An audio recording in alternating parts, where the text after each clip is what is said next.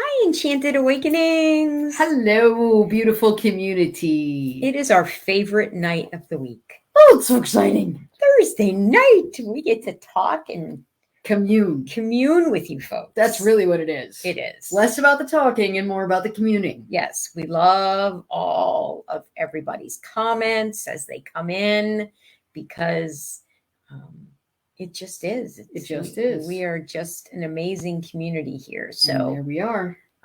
So as you come in, we came in like a minute early. Yeah.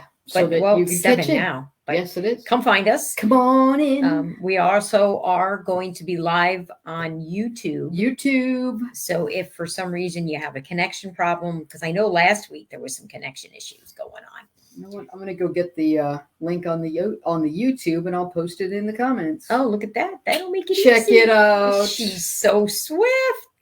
Good evening, everybody. Hello. We love you all, and we are talking about a topic that we can never. Hey, Amy, our buddy Amy. Yay! I know she's off tonight, so I'm excited. She'll be able to fully participate tonight because I know sometimes she's at work. So come on. I do know that this is a topic that we can never communicate enough about. No. You like my pun? Was that a pun? That was just a funny. I don't know why that's that way. I don't know. There we are. But that's cool. Oh, because I know it's our lit. Hey, Lisa. Hey, Lisa. So, right, we can never communicate enough about communication. I know. I have a bit of a dry sense of humor, folks, if you haven't figured that out yet. Indeed, it's true. Yeah, well, She's awful cute, though, don't you think? Well, I'll take that. So, how are we this evening? Say hello. Everybody this evening. How is everybody? Are we ready to talk about communication? I am so ready because I need it too. Don't you know? Well, we all need it because, no matter how good we are at articulating our words, this talk is about the 4 T's of communication. And it's sometimes you might have the greatest thing in the world to say, but if your timing's off or your tone's off or you're not really telling your truth or your technique, you may not get the word out. People may not receive it. Yeah. The way that we are hoping they will. Right. And it can cause hard feelings or misunderstandings. Right? Yeah. People get hurt.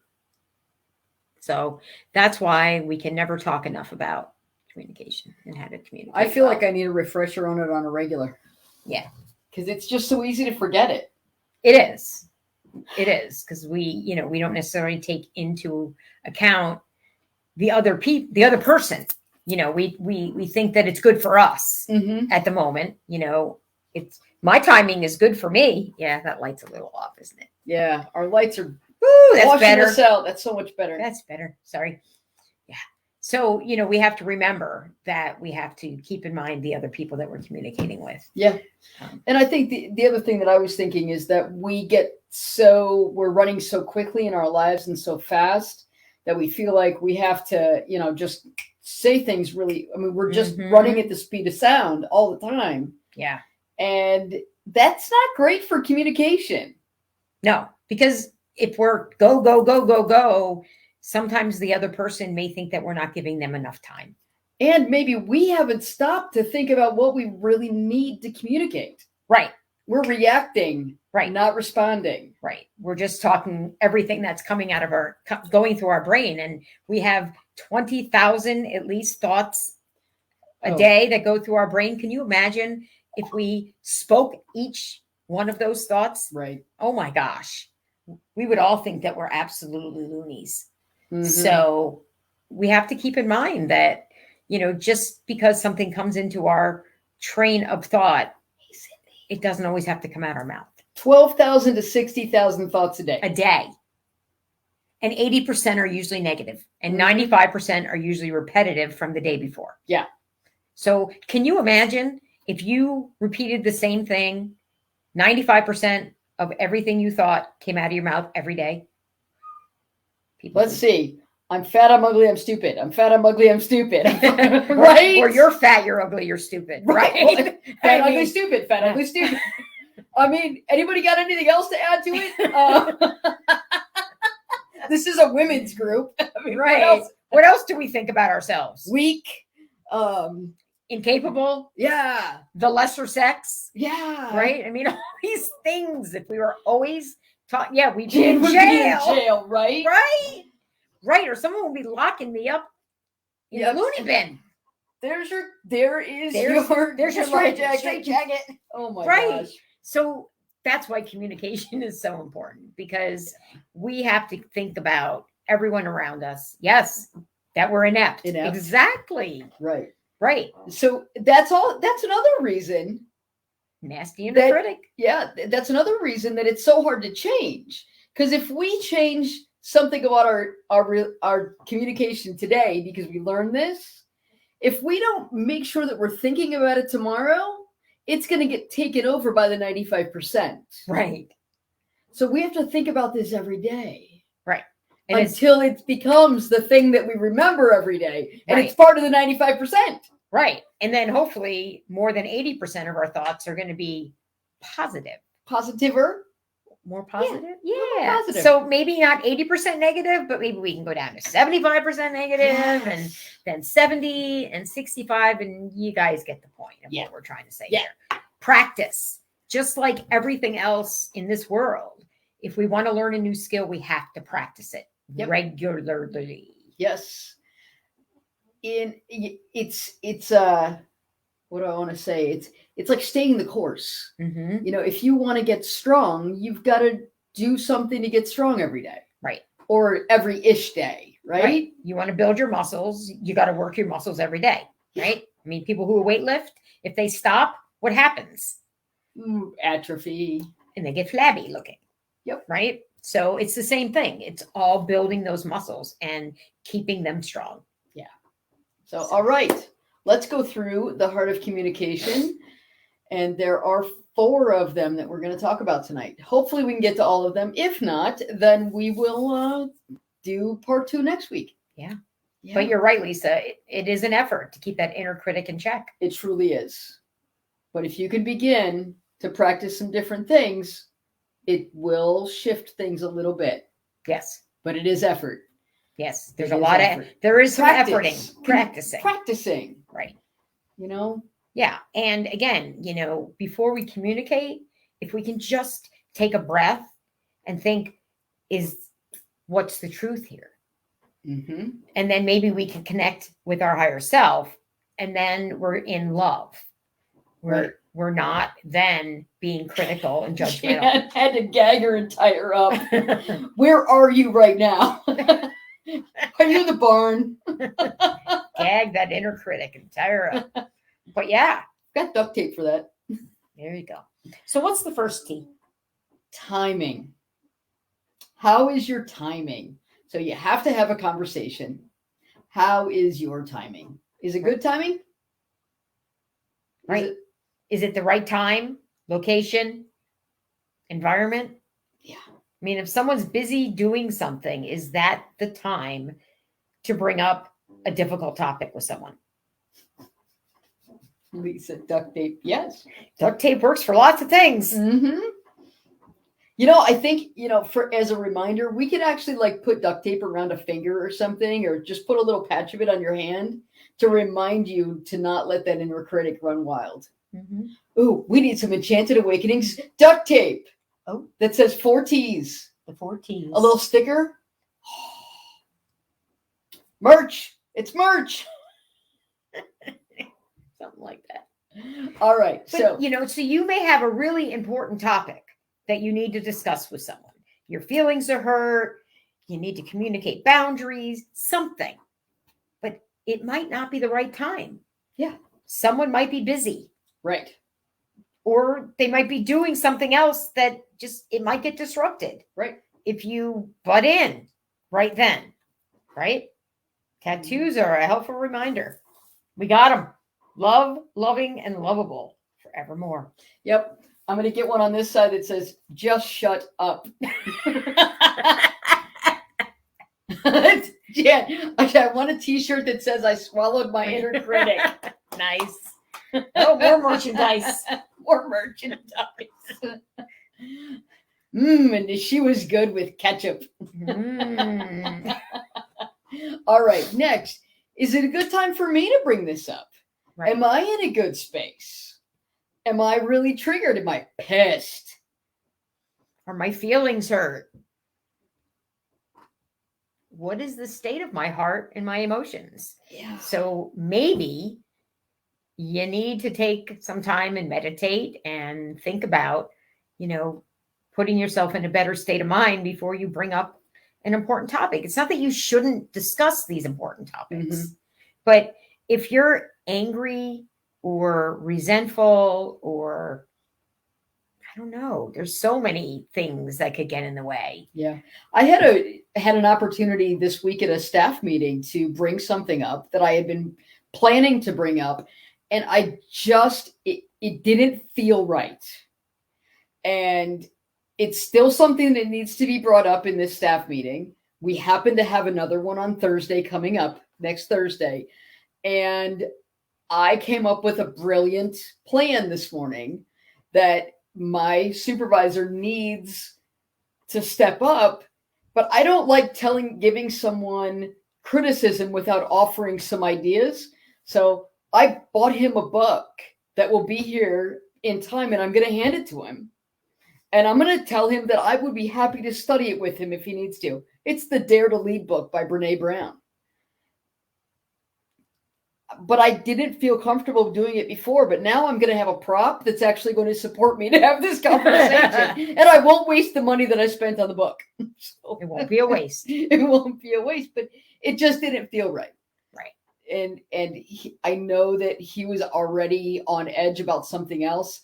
And I'm going to come in and I'm going to try to do it not from a confrontational point of view, but from a collaborative point of view. And it would have been confrontational. Right. And you may speak with him individually about it. You're not going to do it in front of the whole team. Actually, I am. Are you? I am going to do it in front of the whole team because they need to know that I'm doing it. Okay. And we all need to be united because he's splitting the team. Mm. So we need to do it as a united team. Okay. So there you go. So you've looked at the timing and Yeah. now you know that is going to be the right timing to do it. Yeah. That And your I think last we'll meeting was probably not. use this one for the rest of them because I think that it can actually illustrate the other ones too. Okay. All right. So The third one under timing. yeah, is this a good time for me to bring this up, considering the amount of time we have to talk? And that was one of the issues. We had to get to something else on Tuesday that I didn't want that to be tainted by a confrontation. Mm-hmm. So, and then the fourth one. Is this a good time for me to express my thoughts, opinions, and biases in the light of what we're going through? Right. So, how is your relationship currently? And is there some repair that maybe needs to be done prior to having a tough conversation? Right. Or if that there's something like that, maybe Jen and I are having some issue that we need to process through, but our kid is having something going on. Mm-hmm. So that might not be a good time for me to put that stuff out there. Right. Because Or there are more important things Yeah. that we have to do first. right. There's just something else that's taking precedence. So your timing is important. It really is. It is. There are times when, other people, we really need to talk to them about something and we need to let them know how we feel, but they're in the middle of something that's important to them. Right. And it's not related. We need to let them have their time. Right. It's respecting them as much as we would want to be respected. Right. So sometimes we just have to hold off and have the conversation on a different day. Yeah. So we need to have the ego strength to manage our emotions, Mm-hmm. our actions, everything internally. Mm-hmm. Barbara, Brene Brown. She is amazing.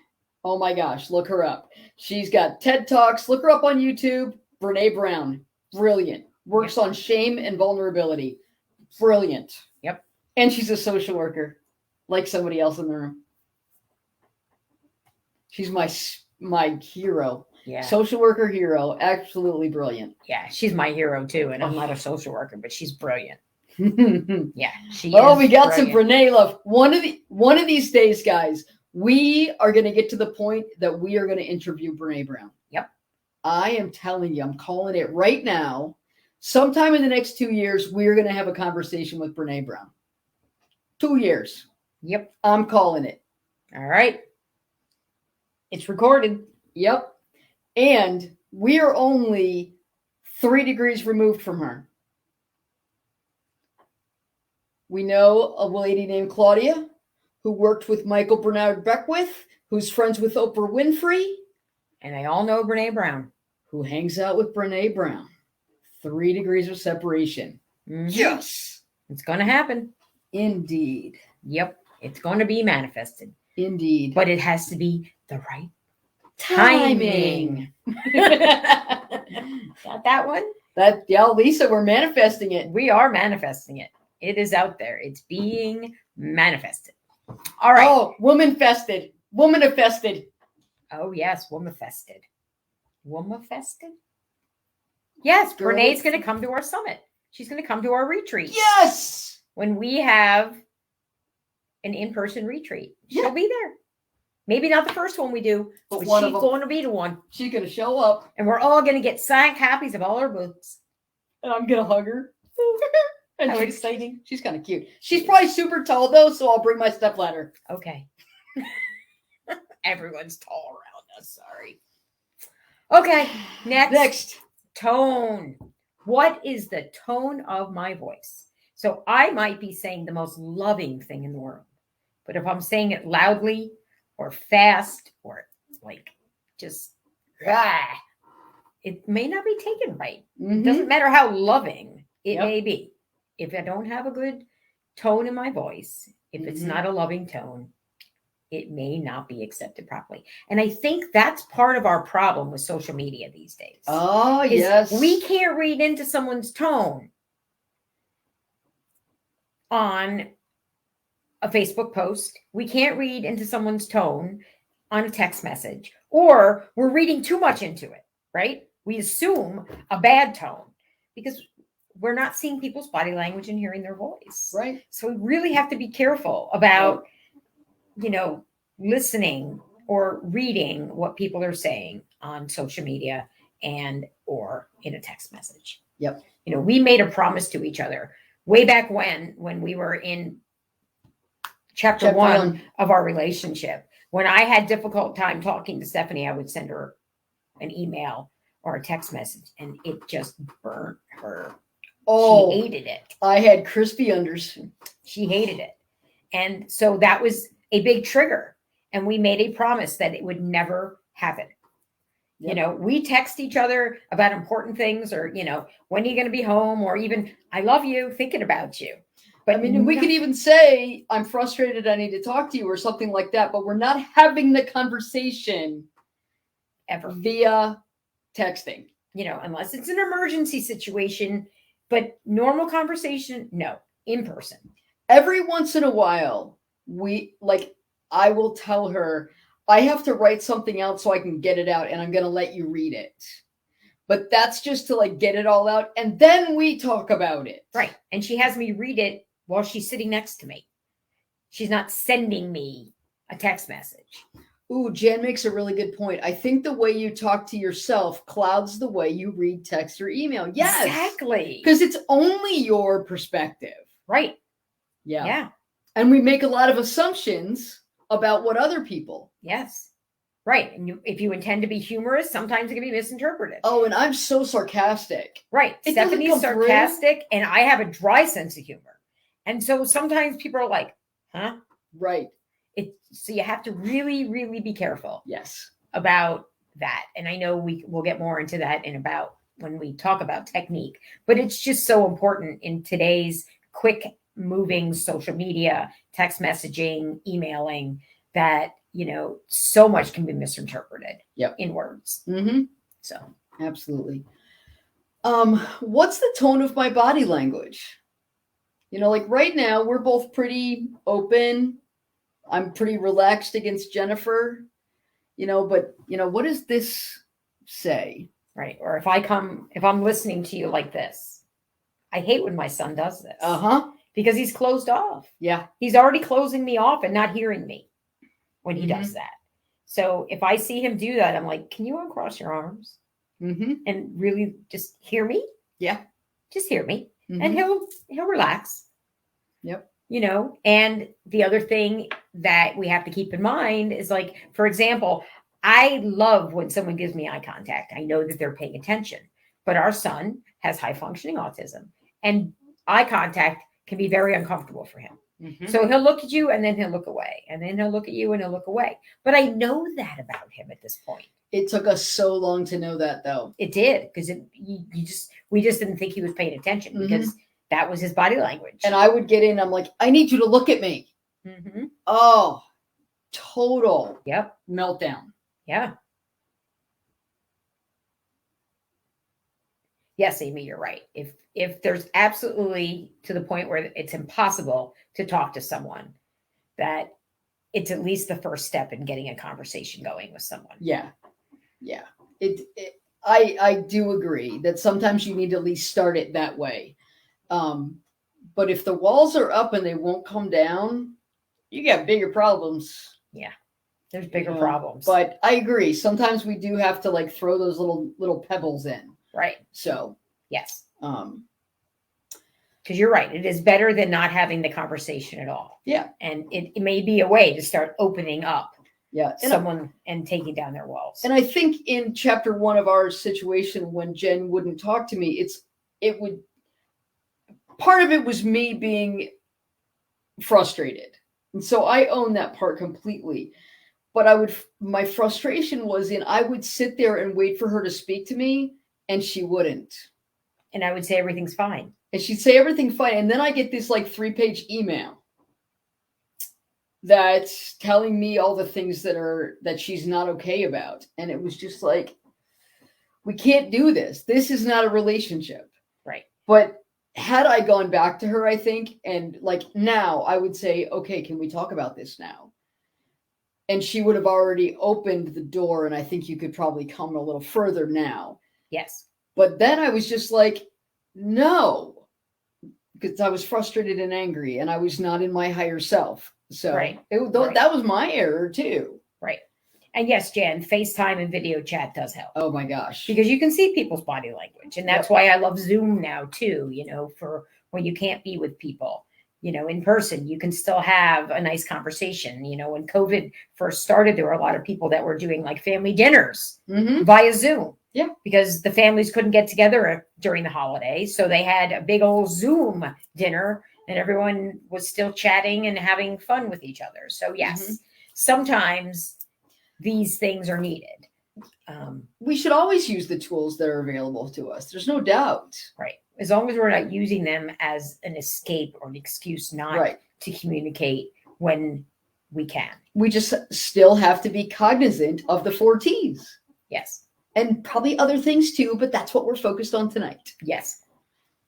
So, all right. Next. What's the tone of my heart? Am I closed? Am I open? Am I soft? Am I hardened? Am I angry? Yeah. All of those things. Those, pay attention to that stuff, because it's going to impact how this conversation's going to go. Mm-hmm. Yep. And what is the overall tone of our relationship? I mean, do you have a relationship with someone that's kind of argumentative? Mm-hmm. Do you have a relationship where, one person communicates and the other one listens and doesn't say anything back? I mean, what is that tone of your relationship? And my relationship and my communication with my wife is going to be different than my communication with a client or with my son, or with, when he was in school, when I would have to talk with, a special ed teacher or a principal or something like that. The tone of our relationship was very different. Mm-hmm. Yeah. So, yes. So it just dawned on me too that, and I'm going to say this again at the end when we're wrapping up, that we could begin to start talking about the 4 T's as part of our relationship. Yes. So like if someone did approach you at a bad time and then a whole hullabaloo happened, okay, now let's talk about the hullabaloo. And it's like, and suggest that the timing was off. Right. So this also gives us language to manage the hullabaloos that happen in our life. Right. Right. We can look back and say, what could we have done differently here? Right. How could we Right. have done this differently? Like, yes, this was an important topic. We needed to talk about this, just not right then. I couldn't couldn't do focus it on right it. then. I was busy doing something else.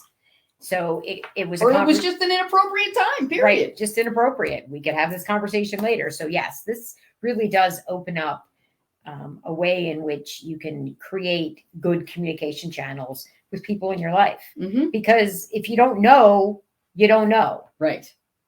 Some people think I'm having a crisis. It's my existential crisis, but I need to make it everyone else's crisis right now because I'm having it. Mm-hmm. Whereas maybe it's not a good time for other people. So I need to deal with my own internal stuff. Take responsibility. Yeah, I know that's not a T, but boy, it better be in here. Well, but the tone of my heart is. Yeah, and so if I'm frantic, not a good time to try to communicate. It's really not. So, but if we don't know these things, we don't know these things. Right. So we can learn them and we can teach them gently to people. Mm-hmm. On easy things. We're not going to start saying, well, you didn't do this, you didn't do that. Say, you can use an example. Say, hey, when we were talking about where we were going to dinner, this is what happened. And this is how maybe we can do it differently. Mm-hmm. All right, next quadrant. We're going to be going longer than 30 minutes. We are. Hope you can hang, guys. Hang with us. This is really important stuff. The next quadrant is truth. Is what I'm saying, does it line up with the truth of my authentic self? So again, am I just in this frantic hullabaloo of my conditioning? Right. Or did I tap in and say to my authentic self, what is the truth here? What is the truth here? And take ownership for what it is. Mm-hmm. And then I can have a good conversation with someone. Right. Because then there's no finger pointing and it's with love. Right. So one of the things that happens between Jennifer and I is we are both withdrawers when we are having a struggle. And you know how your brain can go when somebody withdraws. You're like, they don't love me. They want to be with somebody else. They're mad at me. With me. Right. What are they? So if Jennifer gets quiet, I have started, and it's a challenge. What's happening? What's the truth about what's happening here? Okay, one side is I'm getting nervous. Okay, what might be happening with her? Oh, all those crazy things might be happening, but what's more probable? She's tired. She's got something going on internally that she's working out. She hurts. She's frustrated with Ian. She is, I don't know, anything. Had a bad day in general. Yeah. Had nothing to do with you. Right. So I have to say, what's the truth about this situation? And my part is I'm insecure when people get quiet. And what's hers? And I could go and ask her. She sometimes doesn't tell me. She's getting better because I tell her now, it's like, I just need to know it's not about me.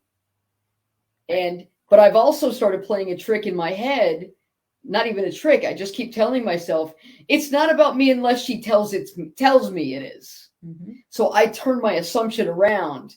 Whereas before I assumed it was about me, now I assume it's not. Right. So, and that's made a lot of difference to my safety level. Right. Internal but again, safety that level. Takes a lot of practice. It does.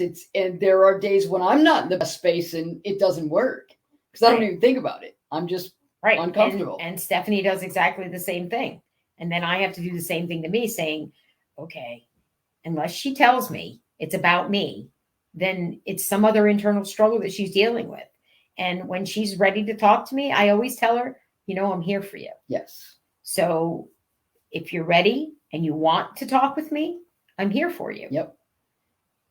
And it's made it so much easier for both of us Yep. to be able to know that it's not about us. Yeah. Because I'm going to trust that we have a good enough relationship that even though it's hard, Stephanie's going to tell me if there's something she's upset with me, and that I'm going to do the same thing for her. Yeah. And it takes a lot of trust. A lot of vulnerability, right? But if we're going to be having holy relationships, we need to walk in with an assumption of trust Yes. until there's reasons to not trust. And then we have different issues that we could talk about. Yep. So, Yeah. All right. So when I truly connect, what is my loving, wise adult telling me? So there's an even higher self. What's my loving, wise adult who kind of plays the mediator between your egoic, conditioned self and your authentic, loving self? So what's going on with these two? And our loving, wise adult can really help us discern. Mm-hmm. So especially if you're feeling the same way, like I'm really nervous, I think she doesn't feel good, but I'm really off and I don't know. And it's like, okay, higher power, loving, wise adult, what's the truth? And we go above our authentic self. Mm-hmm. It's like you go up the chain of command. Mm-hmm. To really figure out what's going on. Yeah. All right. Is what they're saying to me a truth that I need to hear, even if their timing, their tone, and maybe their technique, which we haven't gotten to, That's next. is off? So even though maybe their timing, their tone, or technique is off, because maybe they haven't learned these skills Yep. or aren't good at them yet, they're Mhm. still practicing, is what they're telling me a truth I need to hear? So what can we pull out of it? What can we glean out of what they're saying? Mm-hmm. Is there some truth in there? Like, and it doesn't mean we have to take like 100% responsibility, but maybe there's something in there that you did do something that you have to take some responsibility for. Right. Like, there are times, again, we use our son quite often as an example, but he's a teenager. So any of you who you know, He what gives us lots of reasons to make mistakes. So there are times, and I was even having this conversation with him today, that, there are times that I may do something and then have to apologize for it. So it's just part of being a human being. And I don't ever want him to believe that I am on a pedestal. Yeah. I'm his mom, but I still make mistakes. So there are times that, say, I've made some mistake, which again, I eventually apologize for. But if I make a mistake and he gets angry at me over that mistake, I still need to hear his truth, even though he may be angry, right, and not saying it nicely. Yeah. His tone can get pretty rough. Right. He may not yet have, he doesn't. He still has that teenager brain. He doesn't have a frontal lobe that's functional yet to slow him down. Right. So there's times, even though his tone and his timing and his technique may be off, that there's some truth in there that I need to accept. Yeah. So that's all we're saying. Yep. And is it possible for me to be teachable in spite of how I feel? So even if I'm really frustrated, can I take it in what this person is saying to me and take it as truth into my life? Like I'm going to give my boss some feedback, and I think it's feedback that he can use in all of his life, because I've seen some things that's just like, dude, you're not in integrity. And he's probably going to be defensive at first, but I hope that he is mature enough. He has read Eckhart Tolle's The Power of Now. So that's my hope, which is the only reason I'm actually invested at all. Because if he's read that and he talks about it, then he can handle Brene. So I hope that he applies it, because it'll actually help his relationships get better at home too. Right. But he's the vice president of our company. It's a big company. If he doesn't get his shit together, it's falling apart. Right. It's unraveling right now. It's not good. So I hope that it can be helpful. Right. So hopefully he will find that truth. Yes. And can be teachable. Yes. And I'm going to speak my truth with love. Yes. Yes. All right. The fourth one, technique. Technique. Am I using? See, this We is the don't one like we- this one. It's the compliment sandwich. We're not a big fan, but we should just rewrite it. We Yes. haven't done that yet. We will. Give something that is a positive about someone and how you can see that they're working, or that you can see the goodness that's happening, and then give them the area where they have room to grow, and then give them a compliment again. Right. So, but it needs to be genuine. Really genuine, not just like blowing smoke. Right. Not just, your hair is really nice today, honey, and you're a complete idiot. Right. No, no, it's, I can, like, with Jennifer sometimes, like if she clams up or she's not talking to me, it's like, I know you're working really, really hard to work on your communication skills. But right now you're silent and you've been that way for a while, and I don't know what's going on. And I know that you are growth oriented and you want to make everything work. And I know that you're probably feeling really uncomfortable right now, but I know how much you're working, and I know how much you love me. So can you please just tell me what's going on? Tell me what's going on. Give me a 30-second spiel, and then I'll leave you alone. So see, I kind of, this is what the problem is, but I'm putting it with growth, and I know how much you love me around it. Does that make sense? Does it sound useful? So it's genuine. Yeah. It's not telling someone you look nice today, but you're, treating me like a jerk. Oh, and by the way, thanks for making me lunch. Right. Your tone's a little bad there, dear. But that just doesn't make sense. Right. We use this a lot with our son, because if we go straight in with the criticism, shut down, never get back in. It'll take days. Right. So now, we're like, I talk about all the things that he's doing well. I make sure that he did a really great job on the kitchen the other day when he cleaned it. I praised the heck out of this kid, and when he didn't do a great job with the litter box, and I went back to him and I said, you did a fantastic job on the kitchen the other day. Your attention to detail was phenomenal. And I also need you to do that when you do the litter box too. So take a look. Is there anywhere you can improve? And he handled it because he got the compliment first. Right. Yeah. So, and then he did it well, and I praised him for seeing what he could do and for taking responsibility for it, because he did. Yes. So, yeah. All right. And here's the eye contact one. Right. Am I using eye contact? Yeah. If I'm not using eye contact when I'm trying to communicate with you or tell you something,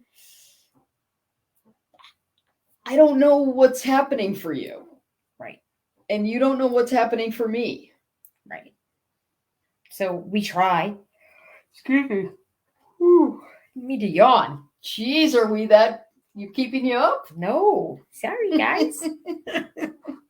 That was an energy shift. That was energy. That was an energy shift. That was. So yeah. So if you can use eye contact, gently remind someone, it just helps if I can see you. Yeah. And you see me. Yeah. If you have a hard time with eye contact, let the people that are around you know that. Right. Own it. Just say, eye contact is really difficult for me. It's overstimulating. Overstimulates me. It me. makes me feel really nervous. But it doesn't mean I'm not listening. Right. So just own it. And, once our son was able to own it, then now it's okay. Yeah. Because he does. He'll look at us and then he looks away, and then he'll look at us and he looks away. It was so cute the other day. Jen was trying to give him an important message, and he was looking at her and he was like really looking away. And I could see him being really uncomfortable, but she really needed him to acknowledge that he heard her. I'm like, Ian, just look at her and say, I hear you. And he was able to do that. But the looking at her lasted like 3 seconds. Right. And he just needed to acknowledge that he heard what I said. Because she needed it for her heart. And so that was that was a huge day for us when she gave him the message that she needed to give him. And it was a loving message. And he acknowledged it. And we helped him acknowledge it. It was because he doesn't do that very well, being the autistic guy that he is. Right. He gets overwhelmed and runs. So he Yeah. didn't He didn't. until 5 minutes later. Yeah. And then he ran. Then he ran away. But he heard me. Yeah. All right. And this is a really, really important one. Yes. Here. Try not to use the words like always and never. Okay. Because Don't ever use always and never. is something always some way? Is something never? Someone never does something?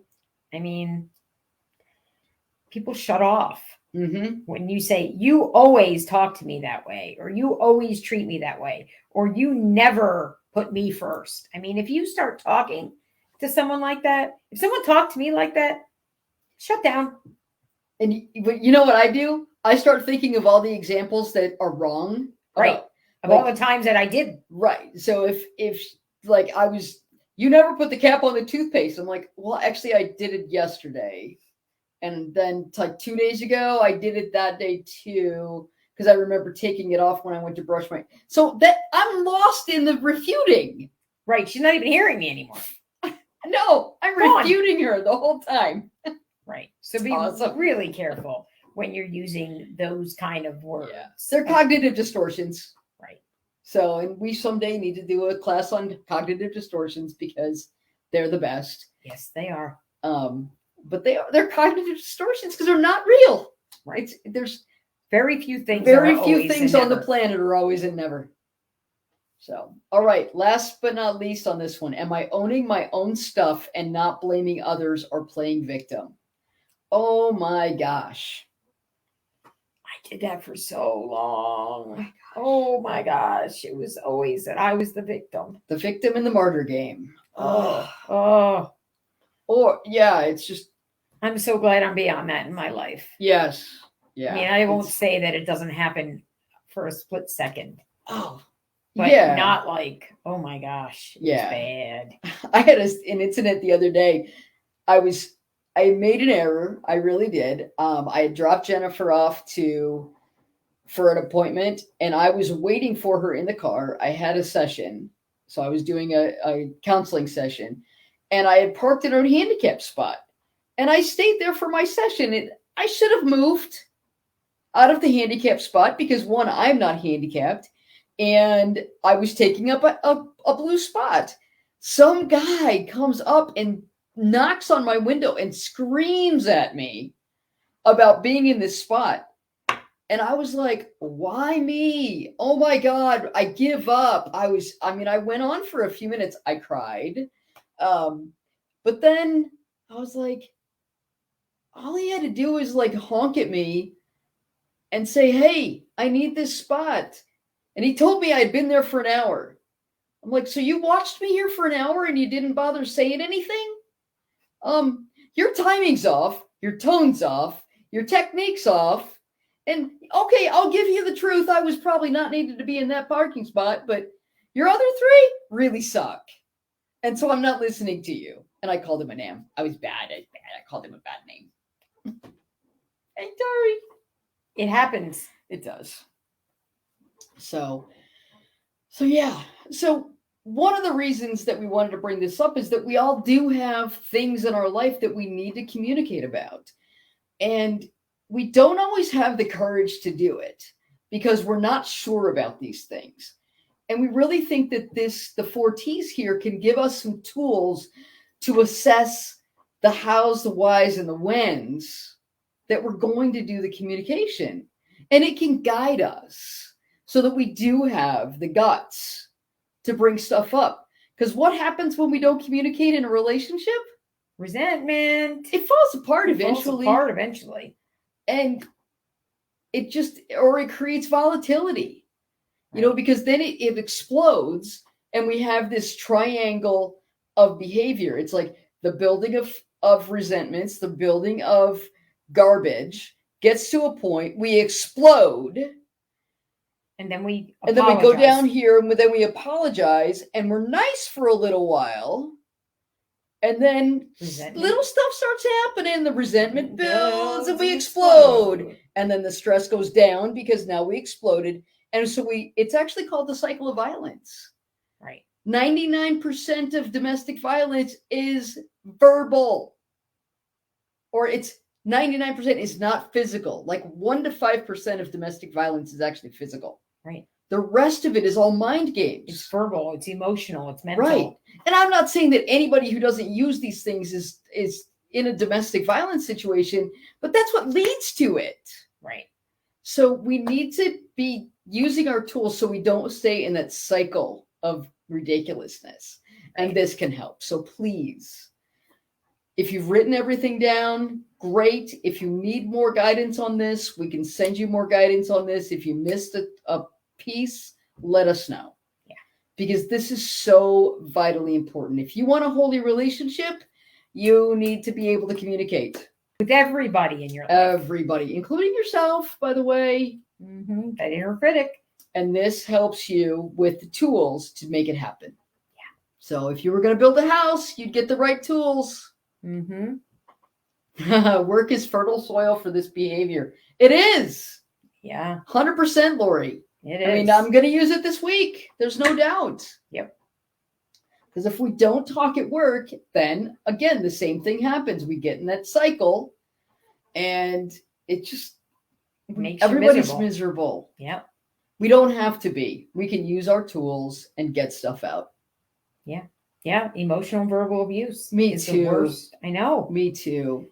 It is. It is worse sometimes than physical. Physical pain heals. You can see the physical pain. Right. The emotional verbal abuse just confuses you. And that cycle, after the blow up, everybody's all nicey nice, right? I love you. Please forgive me. Bringing you flowers, doing the whole 9. But then it starts to wane off, right? And then we start going back up. Yep. It's horrible. Yeah. It is a terrible, terrible cycle. All right, everybody. Well, thank you so much. Thank you for sticking with us. It's the lies. Yeah. And, we're going to, by the way, a couple things. We are doing a Taste of Foundations on the 14th at 4 p.m. where everyone is invited. Well, everyone who signs up, we have 15 slots. Yes. For a Taste of Foundations. And we're going to start doing this every month. So it's a Sunday afternoon from 4 to 6. We're going to get together and we're going to drill down into some of these skills to really flesh it out and have time to talk about it. It'll be in a Zoom room so that you can share directly with us and with each other about your experiences with this stuff and maybe even practice a little bit of it. Right. So this next time we're going to be doing the relationship wheel. And honesty is one of the pieces of the relationship wheel. And you're going to assess how honest you are in relationships. And we both realized that when we did it, that we were a little lower on the honesty scale. Not that we lied, but we didn't speak our truth. And that's right. That's part of honesty. Yes. So communication and speaking your truth is part of honesty. Yes. So if you're in Foundations, please don't sign up for Taste of Foundations. You know what it tastes like and you're already coming. You're already invited. Yes, we will give you everything you need to do that. If you are not in Foundations and you're curious about what that drill down looks like, please join us. We will put the link in the comments. And it's also in the feed of the Facebook group. Just have to look around a little bit for us. We've got a couple videos. I think it's an announcement. In the announcements. So please join us. There's 12 more slots available. Yep. Yeah, so I think we have 3 or 4 people signed up so far. Mark your calendars. Come on, we're going to do the relationship wheel. It will give you such an amazing view of how you are in relationships. Lisa, I bet you did the relationship wheel back in the day when we first got started. Yeah. Because we did that in the 5-day workshop. Yep. Lisa would have done it already. Jan, Amy, but Lisa says, ooh, last time I did the relationship wheel, I was trying to drive with a wheel that was anything but round. Right. And you know what's so great about the relationship wheel, Lisa, is that you can now look at your relationships and see how your relationships have changed from when you did it last time. Lori, you can go copy the link in that post and send her just the link. Yes, because it's a Kajabi link. Yeah, it's a Kajabi link, and we're going to be in Zoom, so she doesn't need to be on Facebook. Yeah. So you can either text message her that link or just, Email it to Email her, it to message her. it. yeah, just Yeah. copy it and put it into an email and she can sign up Yeah. because it has nothing to do with Facebook. It's on Zoom. Yes, exactly. And anybody else too. If you know of someone that's not even in this group Yeah. that you think would benefit, take the link, copy it, send it Yep. to your friend and say, hey, I think you might like to join us for this. Yeah. And voila, they're signed up, and then they will automatically, once you sign up, you then get on the list and you will get an email with the link. Yes. And again, for folks that are already in foundations, you'll get the link from us. And this is, just so y'all know, this is not any hard sell. Nope. We have 40 slots total in our foundations program, period. 40 slots. We have 23 of them filled. We want to be 40 people in there. So it's an amazing group, but it's selective.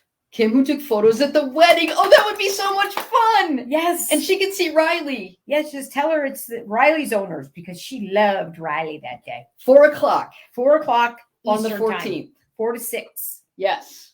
on the 14th. Yes. So yes, send her the link. If you need us to send her the link, get us her email and we will Yeah. send her the link. You can Whatever. I know you're You can do it. capable. You're an IT person, but for anybody else, if there's somebody you need us to invite on your behalf, just let us know and we will do that. All right, lovies. All right. We love you It's all. time for bed. Yes. Thank you for sticking with us. I know we normally try to do 30 minutes, but this is such an important topic. So important. So we love you all and we will talk to you soon. All right. Mwah.